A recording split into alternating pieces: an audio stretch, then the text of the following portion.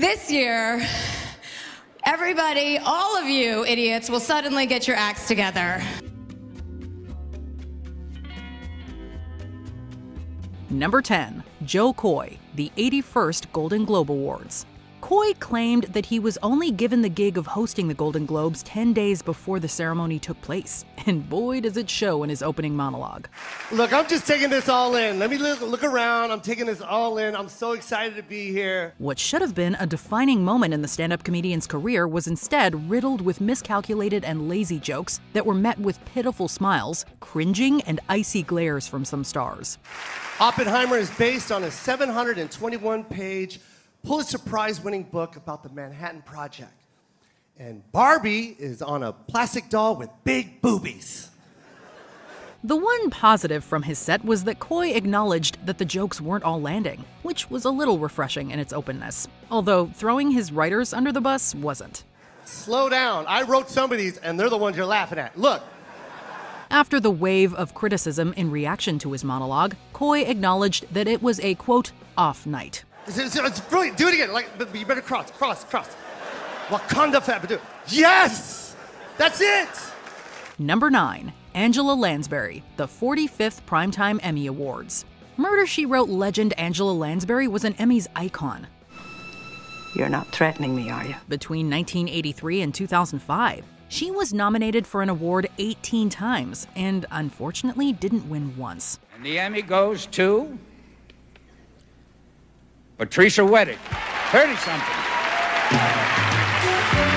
With that rich history, Lansbury was given the hosting reins at the 45th Primetime Emmy Awards in 1993, but it was a mixed bag. While she was described as charming by some reviewers, not everyone was a fan of the more traditional approach Lansbury took. While an immensely talented star, she didn't boast the purely comedic chops that the Emmys hosts usually have. With Lansbury, the grace and style was there, but the funny entertainment, not so much. Sounds like a real break. Oh, I'm sure it is. Number 8. Kelsey Grammer, the 40th Annual Grammy Awards. Kelsey Grammer hosting the Grammy Awards in 1998 sounded like a perfect match. I should probably answer the question that is on everyone's mind tonight. Why have I been asked to be your host? Well, the Grammys turned 40 tonight. And who better to guide her into middle age than a mature, sober individual such as myself. After all, in Frasier, he was the titular star radio host very comfortable as the center of attention. But Grammer was out of his depth on this fateful music night, and his discomfort was palpable from the start. I managed to stay more current than you'd think, thanks mainly to my 14-year-old daughter, Spencer, who has exposed me to the likes of Radiohead, Veruca Salt, and the subtle artistry of Marilyn Manson. It got worse when he had to utter words and phrases like getting jiggy with it or bop. Their runaway hit, bop, is the most infectious thing to hit the music world since Marilyn Manson. Please welcome Hanson. In one review of his performance, Grammer was compared to a, quote, nervous substitute teacher. Yikes. Regardless, having the actor hosting still worked in the Grammys' favor, as they brought in their highest TV ratings in 5 years. Good night, New York. Good night, America. Good night, and God bless. Number 7. Michael Che and Colin Jost, the 70th Primetime Emmy Awards. Since 2014, Michael Che and Colin Jost have been the faces of Weekend Update on Saturday Night Live.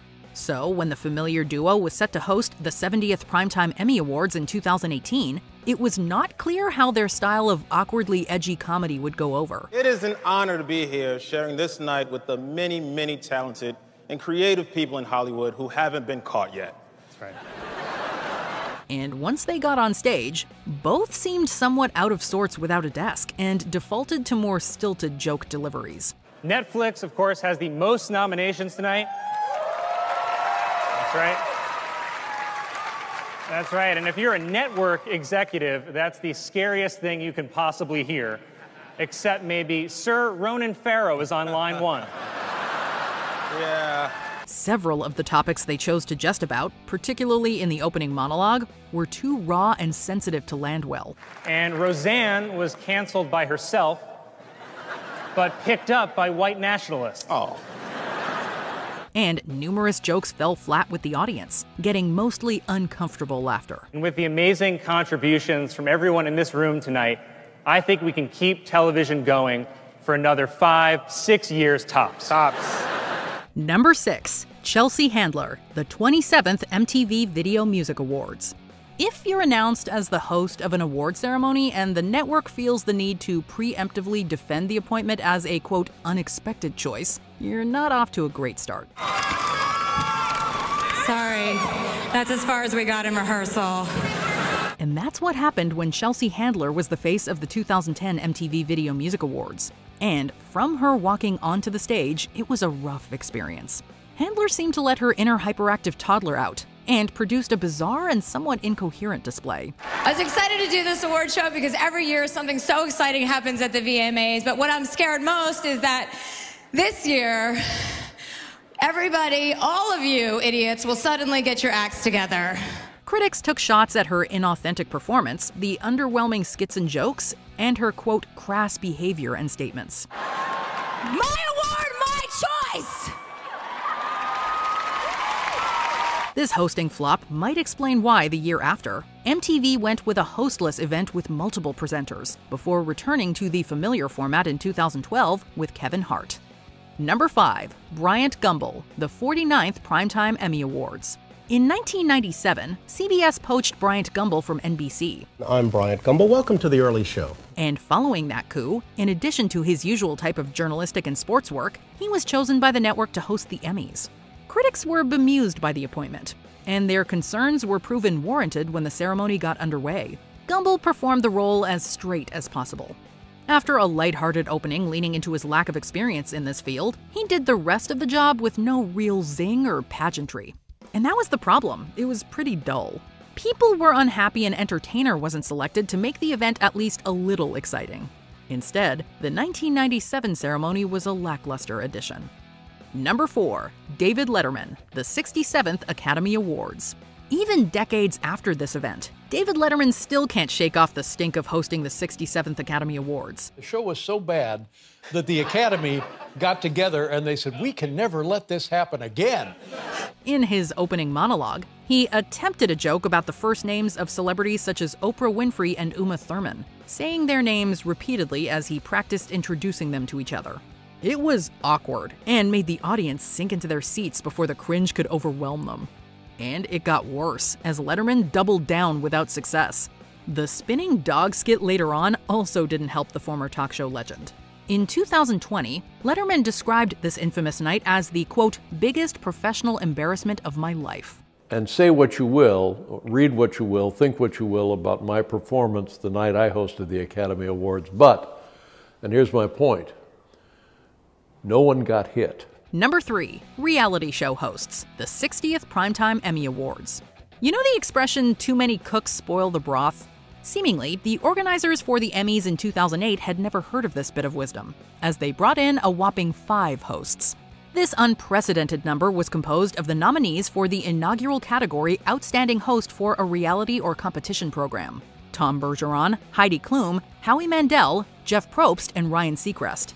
And it was a mess from the very beginning. For the record, this is drama. And this is comedy. After they arrived on stage, the fivesome did a load of awkward banter, if we can call it that, and were strangely positioned as the stars of the event. Thankfully, all of the celeb award presenters helped take the edge off the hosting awkwardness. The Academy has voted, the votes have been tabulated, and those of you who have received the lowest combined total will be asked to leave the runway immediately. Number 2, Seth MacFarlane, the 85th Academy Awards. As we know from many of Seth MacFarlane's projects, he likes to push boundaries in comedy. They will clean up all your talking in a manner such as this. They will make you take a tinkle when you want to take a piss. However, he greatly misjudged his ill-fated opening song at 2013's Oscars. As part of a skit with William Shatner as Captain Kirk, MacFarlane went into a tune about seeing the exposed chests of various actors in film, pointing at the performers in the audience as he crooned. Yikes. Even the pre-recorded self-aware reactions of Charlize Theron and Naomi Watts didn't help. Critics and watchers at home were livid at the crass opening of the biggest entertainment ceremony of the year. Some people are saying he was terrible. Other people are saying he was funny. Most people are saying he was terrible. MacFarlane also made further inappropriate jokes throughout the Oscars, including referencing Chris Brown and Rihanna. Number 1. James Franco, the 83rd Academy Awards. If you're gonna have two hosts for an award ceremony, you need to make sure they have some chemistry. But the young and hip seem to be the buzzwords that keep getting thrown around. I'm trying to figure out which one I am. I think you're hip and I'm young. Unfortunately, seemingly nobody checked this before James Franco and Anne Hathaway walked onto the stage at the 2011 Academy Awards. The two were reportedly chosen to appeal to a younger audience. Instead, they appealed to no one. While Hathaway came out of the experience slightly damaged by association, Franco tanked badly with his sleepy energy and smarmy attitude. Look at me doing all the talking while you sit there doing nothing. I feel like I'm co-hosting the Oscars with you. The two seemed at odds with each other, leading to rumors of genuine dislike between them. At least Hathaway can joke about it years later. In 2022, she stated they, quote, sucked when she was on Watch What Happens Live with Andy Cohen. Here you are hosting the Oscars in 2011 with James Franco. We sucked. We sucked. Who would you like to see host an award show? Let us know in the comments. I had to do that in front of you. I know it sucks. Did you enjoy this video? Check out these other clips from WatchMojo. And be sure to subscribe and ring the bell to be notified about our latest videos.